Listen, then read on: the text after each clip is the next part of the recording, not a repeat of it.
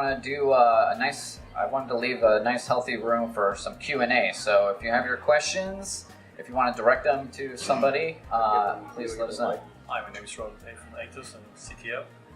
Question more for Marcus and maybe for Bobby as well. You triggered me with one of your statements there. How can we legalize, especially in the apps and the gaming industry, that youngsters, mostly children, can use cryptocurrency to buy stuff even without knowing a parent, and make sure that that's legal, what they are capable to do from out of that industry?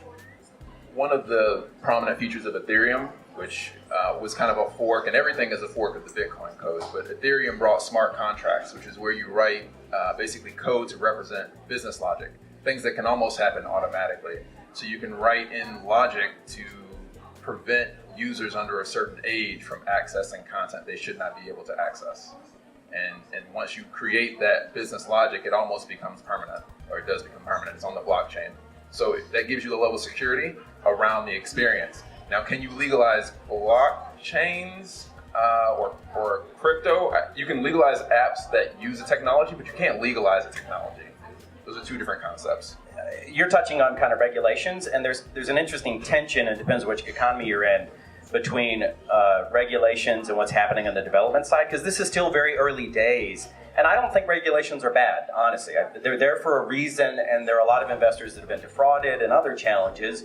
So they need to look out for those people that are defrauded. But at the same time, to your point, I'm not an expert on the children kind of downloading, but there are a lot of issues with kind of money transfers. People don't have money transfer licenses, so they may be transferring it, and then that's apparently illegal depending on the nature of the transfer. There's also, should cryptos be regulated? The point of it is to disintermediate traditional currency boundaries, right? Because crypto is a borderless democratization of money, and so there's a tension there. But honestly, I think the U.S. has been fairly hands-off on a number of the major ways crypto and blockchain have been developed, and these are just going to be case-by-case issues that have to be solved.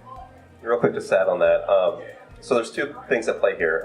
There's the gatekeepers of Apple and Android. We tried to submit an app called the NanoQuest, fun, silly game like Pokemon Go, and they wouldn't let us submit it because people have to pay gas to do an Ethereum transaction, and because it's a game, it goes past their 30% tax, right? So there's a gatekeeper problem, first of all. Android doesn't have as much of a problem with that. The problem with the regulations is if you're building a game and you're using the token for the game, and I'm not a legal person, but there's not necessarily any issues with that. That being said, there's two great attorneys right there on their phones. They have a legal panel later as well. So if you want to ask some specific legal questions, they'll be there.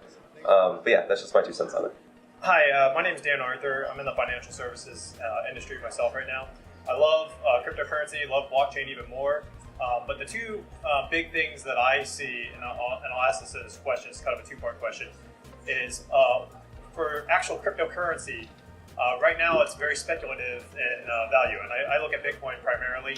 So I give the example, if I buy a pizza for $10, I pay with Bitcoin, that $10 might be worth $100 later that night, so I bought a $100 pizza.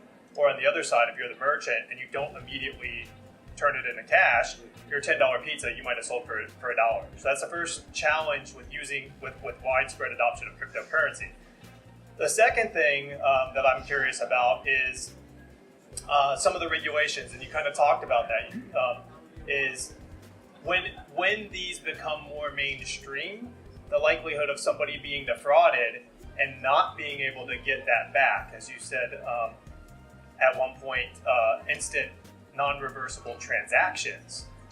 I know you can see it all on the blockchain, but how do we get regulations to the point where it's user-friendly, where if there's a defraud situation that you can recover that? Thank you. To the second part of the question, that's part of the what I was speaking to earlier about the kind of beliefs of people of various blockchains. You've got the people who are full on decentralization, and you have people who are like, no, it's okay, it's not that big of a deal. We can have some set of people who can reverse transactions, right? It's a double-edged sword with crypto. Full control means if you lose it, it's like your email getting hacked, right? Could you repeat the first part of their question real fast? The first one was the price fluctuation. Oh, yes. Okay. Yeah. So I mentioned Maker earlier, where you can get these loans. You get these loans in what's known as a stable coin, actually. So it's a dollar-denominated cryptocurrency, and it's stable. It's very stable to the dollar. In fact, this was made back when this went live back when Ether was over $1,000. This went live, and Maker, as a stable cryptocurrency loan mechanism, set of smart contracts, has survived this 90% dip in price and still kept its stability, which is really fascinating, right? So this is where the decentralized finance comes in, and Bitcoin as a cryptocurrency, as a payment, mechanism, it's still a long ways away, if ever, from being a true currency, right? It would need the market cap of Bitcoin would have to be, as much as the economy is today, right? For it to really be something where it doesn't fluctuate, certain things don't affect the price, right?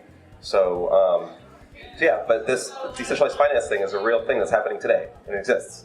That being said, it takes me, whereas I can swipe my credit card and it's done, it'll take me a few seconds to do Ethereum, right? So it's quite not there yet on the scalability part. Put some numbers to it. Crypto is a market cap. All crypto coins are been floating, 180 to 220 billion dollars. At the peak, it was 700 or 800 billion, and 2 years ago, it was like 15 or 20 billion. Right? It's pretty volatile, right? If you look at global currency flows, it's about $5 trillion a day that flow kind of through the normal activity, right? So even at $200 billion, it's a drop in the bucket, right? It's a startup currency, and it's a conversation. It's changing the way we think about what money could be, right? So I think as more people adopt it and use it, I think you'll see more stability. There's something called stable coins that are being discussed. Honestly, I don't know the logic and kind of coding behind that. But every problem you see, people see that, and it's an entrepreneurial ecosystem that says, all right, we see that stability is a problem. We see that transaction times are a problem. I'm not going to wait 10 minutes to buy a Starbucks latte for the blockchain or that Bitcoin transaction to process, so we need faster times. And Bitcoin can't process as much as Visa, right? So a lot of smart people are kind of playing with those issues on your first point. And on the regulations, a friend of mine, his father sold an office building, probably a $500,000, $700,000 deal a few years ago in fiat, right? And the day of the transaction, or right after the deal was done, before the money was sent, the lawyer received an email from, first name, middle initial, last name, rather than first name, last name at Gmail or whatever, saying, hey, could you put it here? The guy didn't verbally confirm with the guy. Somebody was watching on the sidelines, and the money ended up kind of being sent to some country in Africa. I don't remember. They found out which country, but they couldn't find the person, right? Well, the problem you're articulating for crypto exists already in fiat, right? That's where insurance comes in, and insurers, and then the lawyer had an issue on kind of his protocols.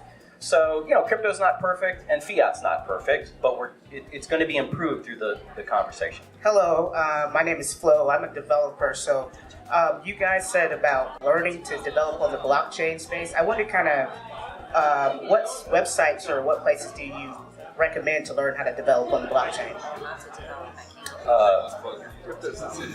Well, Block Spaces is a great place. And plugging myself, what kind of developer are you?